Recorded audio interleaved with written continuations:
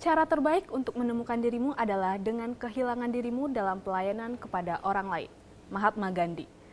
Sang pemimpin hadir sebagai sebuah program bincang santai bersama para tokoh untuk membahas pandangan, gagasan, dan langkah-langkah agar Indonesia tercinta ini menjadi lebih baik, menuntaskan berbagai permasalahan, mewujudkan keadilan, dan menghadirkan kesejahteraan untuk semua. Saya Dinda Khaira bersama rekan saya Tantri Mardopo akan mengajak Anda semua untuk mengenal tokoh berikut ini secara lebih dalam. Kita dengarkan apa yang ada di kepalanya dan kita rasakan apa yang ada di hatinya. Selamat menikmati.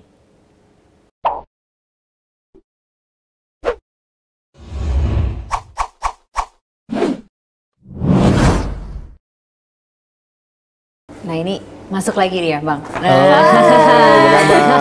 Pak. Orang Padang nih katanya. Nah betul. Ini Sebenarnya orang Bukit Tinggi. Orang Bukit Tinggi, tapi tahu Padang ya? Tahu lah, kan ibu kotanya Sumatera Barat. Iya. Jadi ini spesial sang pemimpin hari ini karena ada calon wali kota dari Padang. Amin. Dia langsung mengenalinya langsung gitu ya. Kami menghadirkan Dinda di sini Bang, karena Dinda, ya. dia sebagai perwakilan dari warga Padang. Katanya pengen nanya-nanya sama Bang Iqbal. Oh siap. Tapi boleh nggak dilanjutkannya? Siap. Ya boleh lah. Boleh dong, karena aku Boleh. sebagai mewakili Masyarakat anak muda. Kota Padang, Iya, ya. anak muda kan kadang malu bertanya, jadi aku mewakili. Malu bertanya jalan-jalan lah ya Jalan. Bang ya. Tapi kan kita kenal sebenarnya kan belakangan ini kenalnya Jubir. Iya. Ya kan kenal karena Jubir. Jadi banyak muncul di berbagai media Iya, dari situ iya. dulu kan. Tapi menariknya bersamaan dengan Jubir, Bang Iqbal juga sebetulnya nyalek juga. Siap. Tapi bersama dengan nyalek lucu di kampanyenya. Kalau Anda ingin punya masalah, Iya. Konseling gratis. konseling gratis gitu. Jadi psikolog gitu ya Bang. Mau psikolog. dikenal sebagai apa sih sebenarnya Bang? Iya, sebagai lebih suka sebenarnya aslinya tuh akademisi karena saya rektor juga. Iya, betul. Ya, tapi saya banyak menangani masalah keluarga, masalah pernikahan, Ya. perjombloan ya. Jomblo, langsung dia Kebetulan. sebagai anak-anak muda. Oke. Ya, masalah-masalah anak muda ya, pengembangan diri, karir ya. Hmm. Dan saya banyak menjual penderitaan lah ini. Kenapa banyak saya diundang jadi motivator? Karena dulu hidupnya menderita. Oke. Ketika sekolah di luar negeri, kerja di restoran, cuci piring, jadi supir, semua pekerjaan dilakukan Oke. demi bertahan hidup. Iya, Dan ternyata iya. itu manfaatnya jadi motivator. Sebenarnya kayaknya banyak anak muda Indonesia juga mengalami hal yang sama di Bang. Kalau di luar Betul. negeri kita surviving lah, survival Betul, mode-nya jalan lah survival Bang mode. ya. Cuma kan jarang yang diceritakan Iya. di drama, Iya. diceritakan yang menarik, Iya, yang iya. motivasi. Berarti bisa curhat juga dong sama Bapak. Bisa. Kayaknya udah gak sabar banget. Nah, tapi ini kemudian kalau dipindahkan ke Padang karena sekarang maju untuk wali Iya. kota Padang menjadi hal yang ditangkap juga. Betul, karena kan permasalahan Kota Padang sekarang itu pengangguran tinggi, nomor satu di Sumatera Barat. Kedua, angka narkoba, tawuran, perceraian juga cukup tinggi. Oke. Jadi memang saat ini Kota Padang memerlukan sentuhan psikolog. Nah, kira-kira gitu ya. Bagaimana membuat pendidikan kita berkarakter, berkualitas, karena saya lama di dunia pendidikan. Oke. Mulai dari ketua jurusan, jadi dekan, sampai jadi rektor. Sehingga saya memiliki passion yang sangat kuat di dunia pendidikan. Oke. Jadi itu yang kemudian jadi corong utamanya ya. Saya Betul. datang untuk memberikan solusi. Betul. Nah, iya. Oke, dari tadi itu udah nggak sabar. Pas aku bilang aku mau ngobrol-ngobrol sama Bang Iqbal, Iya. mungkin sekarang manggilnya udah ya? Udah, Udah kalau Iqbal. orang Udah Iqbal, udah beda. Udah Iqbal udah bilang, aku mau tanya dong, aku mau tanya gitu. Udah duduk aja di sini sekalian deh gitu. Jadi gimana Din? Mau tanya apa nih? Ini jadi ceritanya udah jadi calon wali kota ya ceritanya? Insya Allah. Ya kan? Amin. Jadi ceritanya ada warga nih, tapi ini warga beneran nih. Mau tanya nih, gimana? Apa? Oh ini aku mau nanya. Kan Mewakili tadi Gen kan- Z nih kali ini. Iya, tadi kan si bapaknya Pak Iqbal, Iqbalnya ngomong tuh tentang pendidikan, udah memahami banget lah gitu. Iya. Terus bagaimana cara meningkatkan kualitas pendidikan di Kota Padang itu, Bapak? Iya, jadi memang kalau soal IPM, Sumatera Barat khusus Kota Padang bagus. Tapi sekarang tantangan kita adalah bagaimana pendidikan itu berkarakter. Berkarakter itu apa artinya? Bahwa pendidikan itu bukan soal kognitif. Banyak orang mengatakan bahwa indikator orang sukses itu ranking juara. Iya. Iya. Padahal tidak, ada namanya afektif, ada psikomotoriknya. Bahwa selama ini banyak anak-anak pintar tapi nggak berani, nggak punya nyali, penakut, nggak percaya diri. Tapi sertifikatnya banyak. Banyak, ya kan ijazahnya bagus, tetapi ketika bicara depan umum gemetaran. Makanya saya ingin masyarakat Kota Padang itu ketika pengangguran tinggi, adrenalin saya tuh ingin meningkat gitu, bagaimana memberikan solusi. Karena apa? Karena kalau semua orang berorientasi ingin mencari kerja, maka nggak akan pernah bisa kerja. Harusnya semua orang berpikir bagaimana menciptakan lapangan kerja. Jadi saya berpikir bahwa Gen Z ini sebenarnya potensi luar biasa. Sekarang jadi influencer. Di Sumatera Barat tuh ada namanya Sitinjau Lawi. Di Sitinjau ini jalan yang tikungan tajam. Di situ para YouTuber standby. Dan itu yang nonton jutaan orang. Dan itu sudah menjadi penghasilan. Ada banyak lagi di terminal-terminal di Sumatera Barat juga banyak YouTuber yang itu dia menaikkan konten-konten tentang bis, truk. Artinya dunia kreatif di Kota Padang ini juga luar biasa. Yang ini harus dikembangkan juga. Jadi kalau kita ditanya kenapa pengangguran tinggi, jadi karena tadi kalau orang mengatakan karena kota besar, karena ibu kota, enggak juga, di Riau, di Medan enggak tinggi juga. Tapi karena tadi kita belum bangkit, kita belum bisa menumbuhkan ekonomi kita, kita belum bisa menciptakan sebuah peluang-peluang dan kesempatan bagi anak muda. Karena apa? Karena anak muda ini punya talent, punya bakat, ada minat, ada yang seni budaya, itu semua sekarang bisa menghasilkan uang dengan menjadi influencer dengan konten-konten kreatif ya. Ada banyak sekarang yang seniman, dia bisa menjadi seorang yang kreator digital. Nah, ini yang menjadi salah satu menurut saya bagaimana peluang-peluang anak milenial ini diberi kesempatan, termasuk tentang konseling karir. Jadi banyak orang sekarang pinter, hebat, tapi dia nggak tahu ini aku jadi apa ya. Bingung. Akhirnya orang berbondong-bondong, indikator sukses itu adalah lulus PTN. Tapi pertanyaannya uang sekolahnya mahal sekarang gitu. Harusnya mereka berpikir anak-anak Sumatera Barat ini kalau IPM-nya tinggi, dia harus bisa mendapatkan peluang di luar negeri, beasiswa. Nah, pengalaman saya menikmati hidup dari beasiswa di luar negeri itu bisa menjadi role model ke depan. Bagaimana saya ingin anak-anak Kota Padang, anak-anak mudanya itu juga kita salurkan, kita bukakan jalan. Tapi bukankah ada tradisi merantau? Itu kan sudah menjadi bagian dari tradisi Minang, bukan? Betul. Kan jadi berani dong harusnya. Makanya ada pepatahnya. Karatau madang di hulu, babuah baguno balun. Marantaulah bujang dahulu di kampung Baguno Balun. Artinya orang Minang itu kalau nggak merantau dia merasa nggak berguna.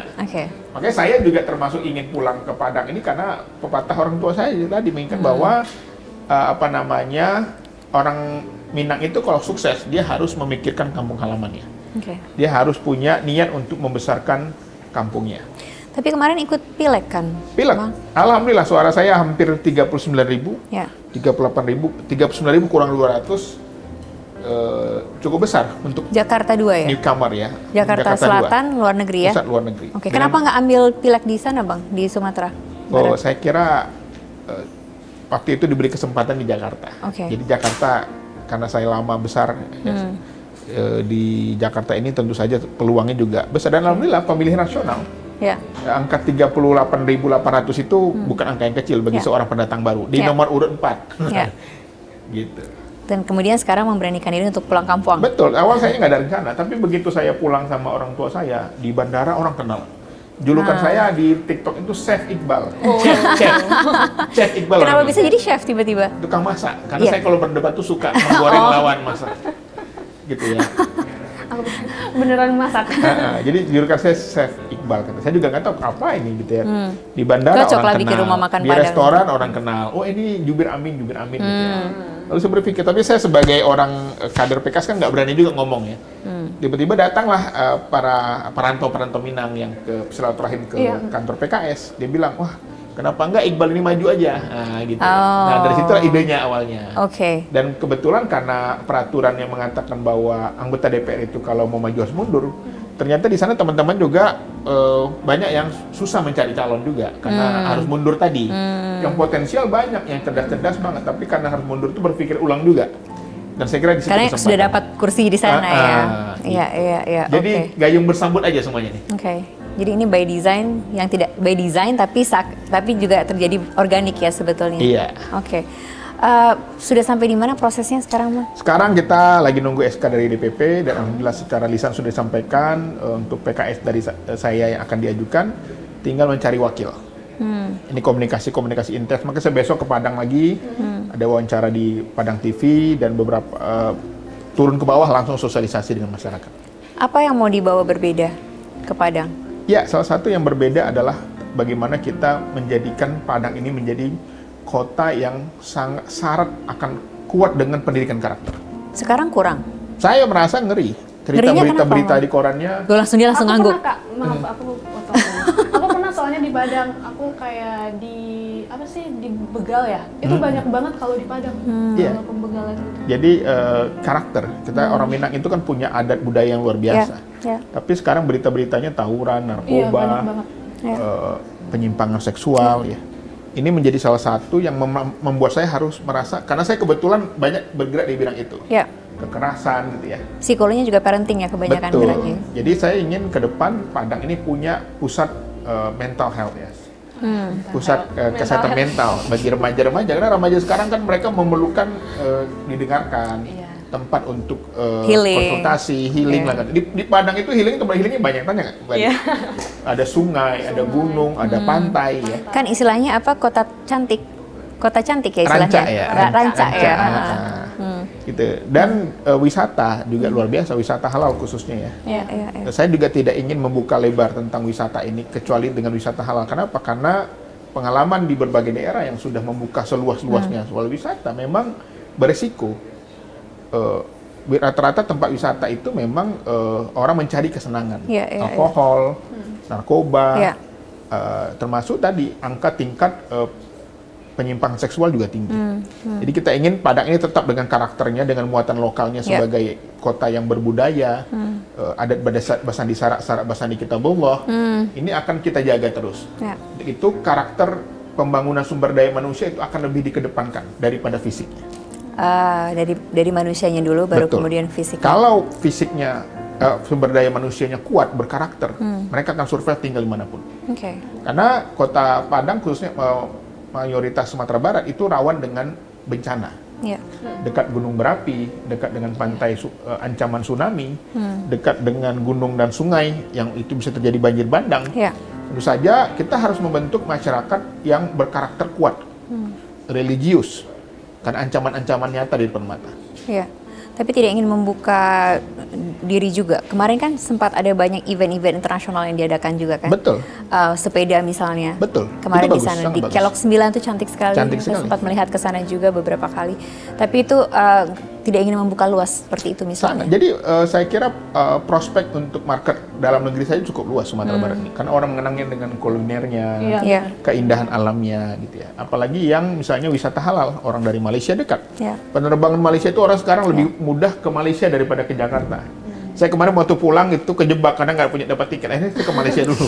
Karena lulusan Malaysia juga kan apa? Jadi kenal sekali sama Malaysia. Jadi Malaysia jadi dan banyak turis Malaysia juga sekarang. Jadi saya kira wisata ini memang menarik, potensial, tetapi resikonya tadi karena alamnya dan rentan. Jadi kita ingin mengembalikan kota Padang ini sebagai kota pendidikan. Di mana di situ ada Universitas Andalas, Universitas Negeri Padang, ada Bung Hatta, ada UPI, ada Baitur Rahmah, ada Muhammadiyah, ada banyak kampus-kampus di sana yang bisa menggait orang untuk belajar ke Padang. Mau tanya lagi? Itu Pak. Kayaknya dia tuh punya banyak banget soalnya di kepalanya. Kasihan kalau nggak. Apa namanya? Kan Bapak tadi bilang kalau anak-anak muda di Padang itu kebanyakan jadi content creator gini. Nah, di Padang ini kan Padang, Sumatera Barat itu kebanyakan kayak adatnya itu masih kental gitu Pak. Jadi kalau misalnya dia bikin konten itu gimana tuh cara Bapak menarik perhatian? Kita Padang nih gitu, kita ada adatnya nih gitu. Jadi daripada melempar kemana-mana. Betul, ini kan lagi rame sekarang orang yang joget di Bukit Tinggi ya dekat Jam Gadang. Itu contoh ya. Itu jadi viral memang itu. Sekarang itu yang menjadi permasalahan kekhawatiran para ulama, para tokoh adat di sana. Bagaimana nilai-nilai Islamisnya sudah berkurang, sudah mulai luntur karena pengaruh-pengaruh dari Barat. Jadi saya kemarin waktu ngisi acara di sebuah masjid gitu ya, ada sebuah warung yang itu di situ musiknya jedak-jeduk gitu, padahal orang lagi ngaji di sebelah gitu. Jadi artinya nilai-nilai toleransi, nilai-nilai budayanya sudah berkurang. Jadi kita ingin kembali menghidupkan kembali sebenarnya, karena nilai-nilai Minang ini luar biasa, adatnya itu, kekuatan tokohnya. Ulama didengarkan gitu ya, jadi adat istiadatnya kuat. Ini yang tentu saja harus kembali kita bangkitkan. Bagaimana muatan lokal itu sangat penting. Pendidikan anak ya, bagaimana pepatah petitihnya gitu ya. Misalnya tuh ada yang ada banyaklah istilah-istilah Melayu yang mungkin bisa menjadi salah satu nilai-nilai budaya. Pisang emas bawa berlayar, masak sebiji di dalam peti, hutang emas dapat dibayar, hutang budi dibawa mati.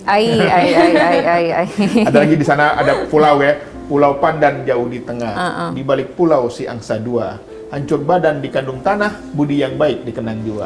Jadi banyak sekali sebenarnya muatan-muatan lokal itu yang perlu kita perkuat.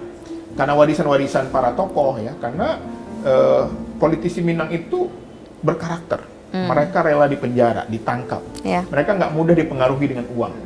Nasir, Bung Hatta, Buya Hamka, Muhammad Yamin, Agus Salim, itu adalah tokoh-tokoh yang mereka rela melawan penguasa demi kebenaran. Itu yang dirindukan oleh masyarakat Minang saat ini. Tapi mungkin ini membatasinya bagaimana kalau itu sudah menjadi ranah digital gitu mungkin ya Din ya gitu. Dalam artian ya sebagai kepala daerah kemudian bagaimana mengawasi satu persatu para konten kreator muda-muda ini, satu sisi membiarkan mereka berkarya tapi di sisi lain membatasinya gimana gitu. Iya, memang ini harus ada kolaborasi ya. Artinya dengan dunia kampus, dengan sekolah.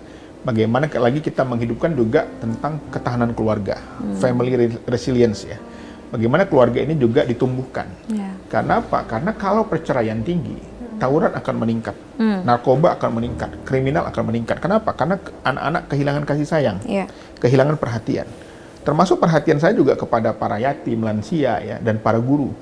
Kita ketika ingin meningkatkan pendidikan, maka yang harus pertama adalah meningkatkan kesejahteraan para pendidiknya. Itu dulu. Kalau pendidiknya sejahtera, insya Allah enak kita mengarahkannya. Bukan hanya menuntut tentang kualitas. Yang kedua adalah bagaimana juga nilai-nilai moral, sosial, adab, etika ini perlu kita kembangkan lagi. Contoh kenapa banyak anak sekarang nggak susah mencari kerja? Karena dia nggak pede. Karena dia nggak berani. Merantau dia nggak berani. Maka nilai-nilai budayanya apa? Silat. Masa nggak berani sih Bang? Silat. Masa orang Minang nggak berani merantau? Silat, budaya. Karena dulu orang Minang itu dikenal dengan silek, surau, dan saruang. Nah itu. Jadi mental. Saya kebetulan juga seorang karateka. Jadi kalau kita punya ilmu bela diri, maka jalannya tegak, menatap orang, lebih pede, punya nilai-nilai patriotisme, rela berkorban. Nah ini yang harus kita bangkitkan lagi. Nilai-nilai silat di Sumatera Barat itu luar biasa. Ya, itu jadi fondasi bagi anak-anak.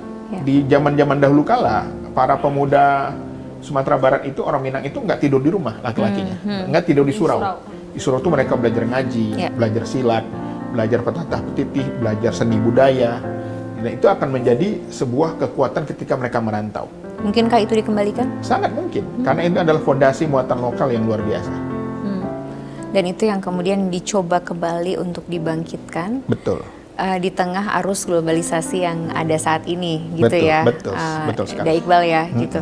Ya mungkin gimana Din, kamu sebagai Gen Z yang orang Minang ini, gitu. Kalau aku sih ya semuanya ini tergantung handphone ini sih Kak.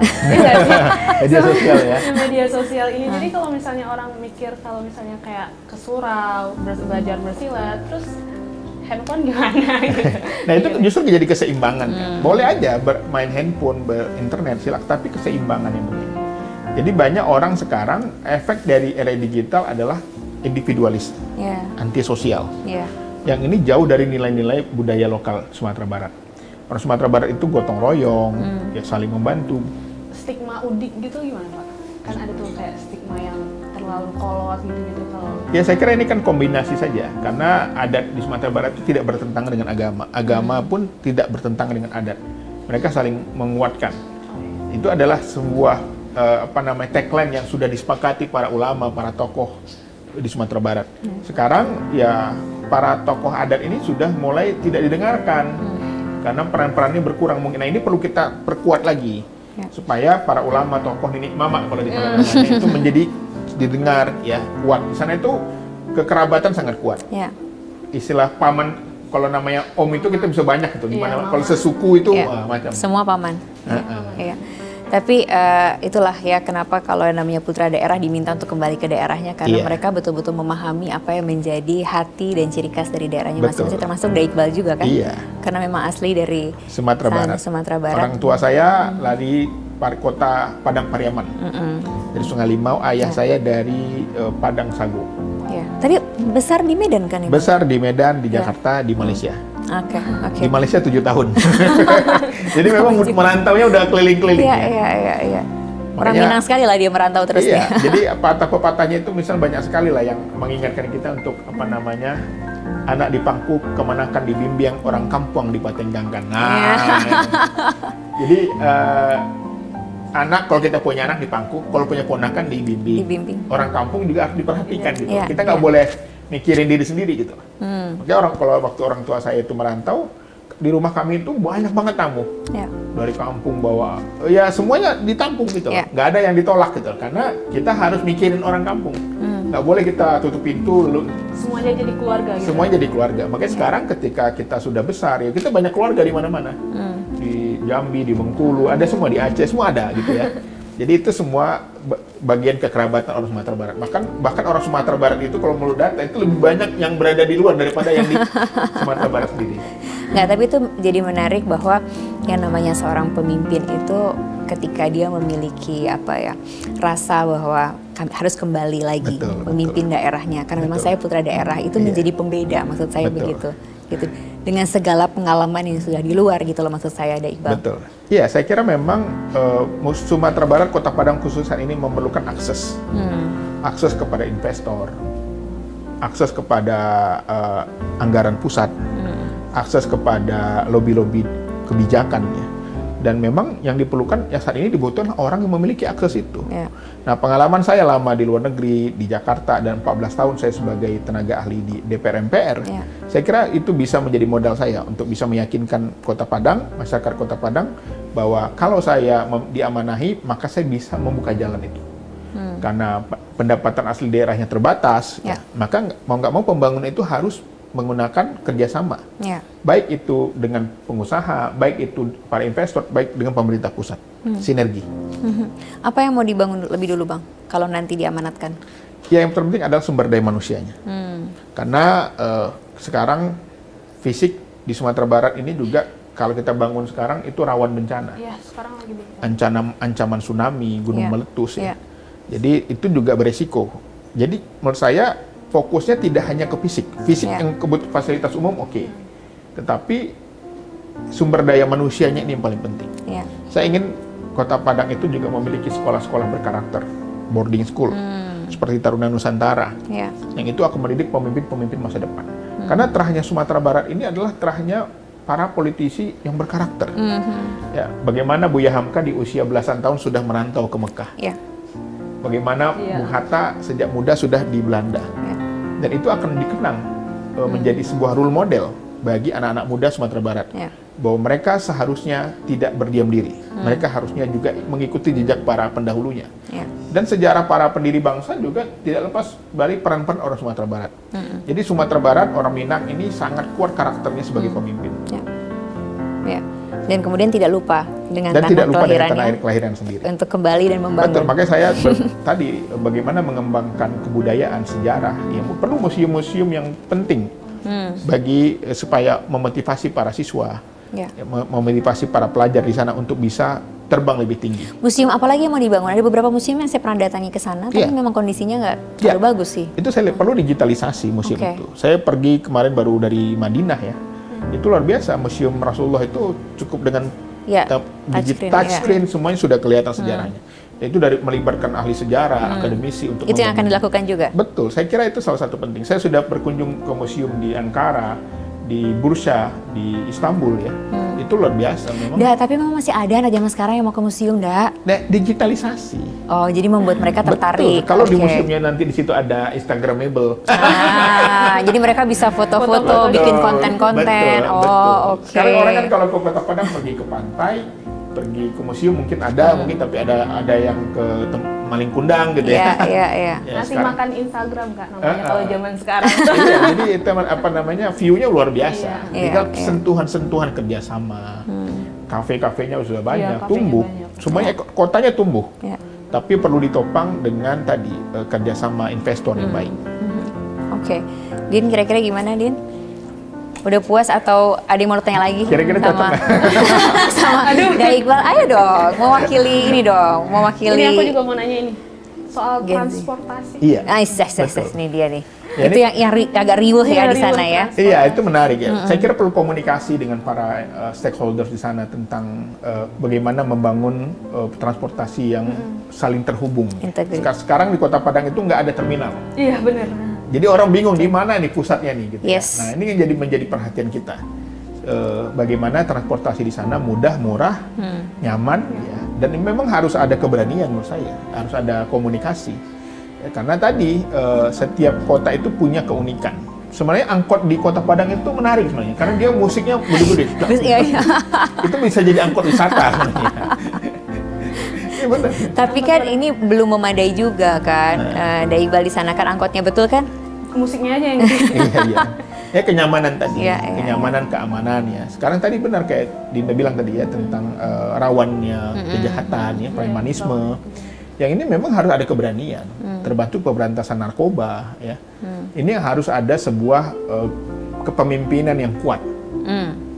Kepemimpinan yang kuat. Saya berani bicara tentang kepemimpinan karena saya kebetulan lulusan dari Lemhanas ya.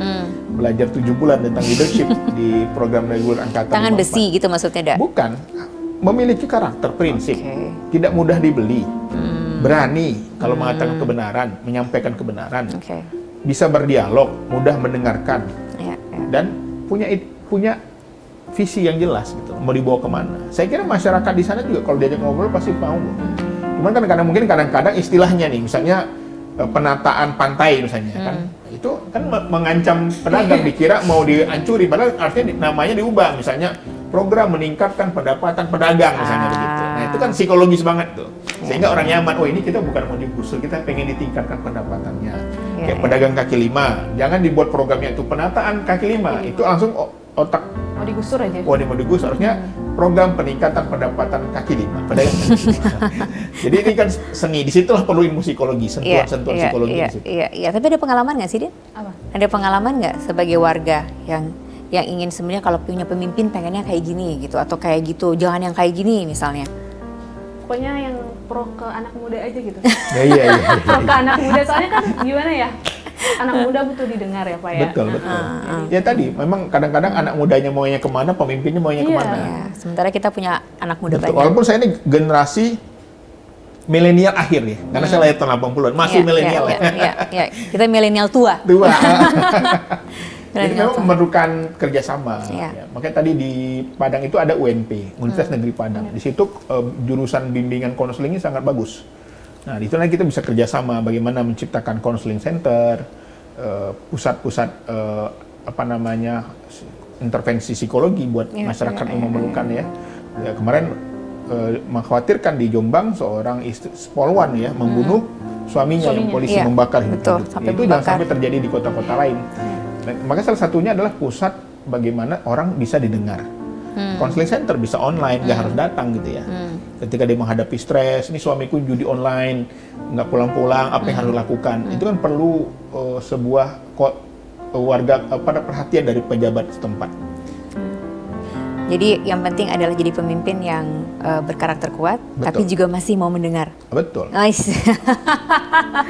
Romantis loh. Iya. Dai Iqbal nih sebenarnya. Sama aja butuh denger gitu. Betul. Ya, karena tadi kan yang kita sebalkan, saya tuh orang yang tidak suka terlalu banyak seremoni. Kayak saya kalau lihat pejabat itu suka paling banyak gunting pita, sambutan, arahan. Ya. Itu menurut saya menghabiskan waktu banyak. Jadi bener nih, besok kalau kita nengokin udah ke Padang nggak ada seremoni-seremoni. Nggak banyak lah. Yakin nih, Mbak. Pidatonya nggak lama-lama, yang penting actionnya gitu. Kita nggak usah pakai ini protokol-protokol gitu. Nggak usah terlalu protokoler. Masyarakat itu kan suka dengan yang seide, bahasa Minangnya itu sebaun. Tahu nggak Sebaun. Oh iya, sebaun. Apa ya? Baunya sama. Baunya sama. Dia tuh pemimpin Sumatera orang Minang itu ditinggikan seranting dan didahulukan selangkah. Jadi selangkah aja dia nggak boleh maju-maju banget pemimpinnya itu, nggak perlu terlalu over, nggak boleh terlalu overacting gitu ya. Dia harus setara aja. Iyalah, ini soalnya pemimpin yang pro ke anak muda, jadi Iya. dia merasa anak muda gue gitu ya, Da ya. Makasih banyak loh, Da. Ya, Udah mau siap. ngobrol-ngobrol. Makasih, Mbak. Karena manggilnya sekarang, biasanya aku manggilnya abang. Iya, tapi iya, sekarang iya, manggilnya iya. jadi udah, karena udah mau melangkahnya udah beda nih langkahnya, Siap. Bang. Tapi semoga sukses, Bang. Amin. Makasih banyak doa-doanya. Ya, harapannya nanti kita udah ketemunya di sana, di Amin. Padang, udah jadi pemimpin yang Amin. amanah lah ya, Da ya. Insya Allah. Pro anak muda, gimana tadi pro anak muda berkarakter tapi mau mendengarkan. Iya, iya, iya, iya, iya. Makasih ya, Da ya. Makasih. Kita jumpa lagi di Sang Pemimpin. Kita tidak hanya mendengarkan para pemimpin isi kepalanya, tapi juga hatinya. Sampai jumpa.